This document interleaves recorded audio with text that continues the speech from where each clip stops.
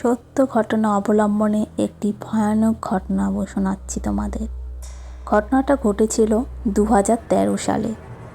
জায়গাটা বনগাঁর পাশের এক ছোট্ট গ্রাম, নাম সিন্দুরপুর। গ্রামে খুব একটা বাড়ি নেই, লোকসংখ্যাও কম, কিন্তু একটা জিনিস খুব বিখ্যাত, রক্ত ঝিল নামের এক গভীর ঝিল, যার জল সব সময় কালচে লাল।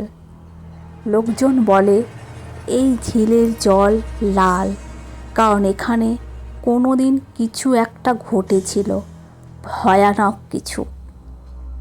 ঝিলটার পাশে একটা স্কুল ছিল, আজ থেকে প্রায় 40 বছর আগে। একদিন ঝিলের ধারে খেলতে গিয়ে এক ছাত্রী নাম মীনাক্ষী নিখোঁজ হয়ে যায়। কেউ বুঝতেই পারে না সে ডুবে গেল নাকি হারিয়ে গেল। পরদিন সকালে লোকেরা দেখে ঝিলের পাড়ে একটা ছোট্ট লাল ফ্রক পড়ে আছে, কিন্তু মেয়েটার হদিশ মেলেনি আর কখনো। এরপর থেকে লোকেরা বলে ঝিলের পাশে সন্ধ্যার পর কাঁদতে কাঁদতে একটা ছোট মেয়ের আওয়াজ শোনা যায়।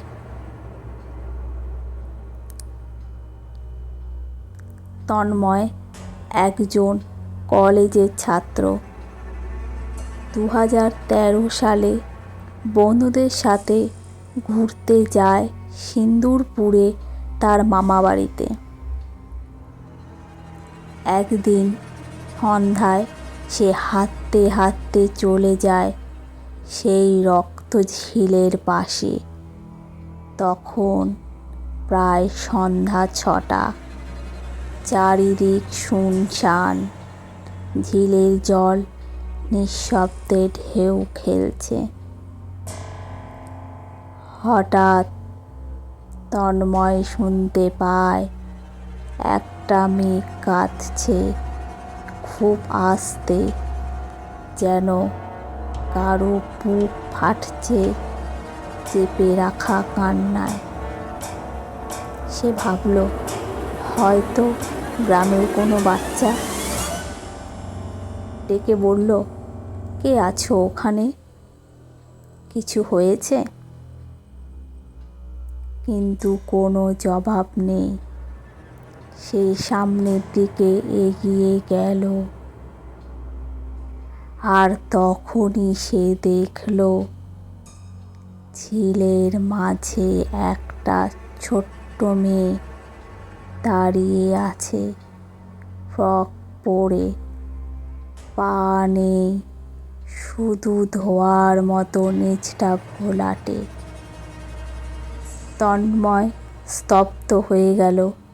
চোখের সামনে মেয়েটা হাত বাড়িয়ে বলল, আমাকে আমার বাড়ি নিয়ে চলো। আর তারপর চারপাশটা অন্ধকার হয়ে গেল। কেউ তাকে খুঁজে পায়নি সেদিন রাতের পর। পরদিন সকালে তন্ময় ঝিলের পাড়ে অচেতন অবস্থায় পাওয়া যায়। মুখে শুধু একটা বাক্যই বলেই বারবার চিৎকার করছিল। ও বলছিল, আমার মা কোথায়, আমি কিছু করিনি।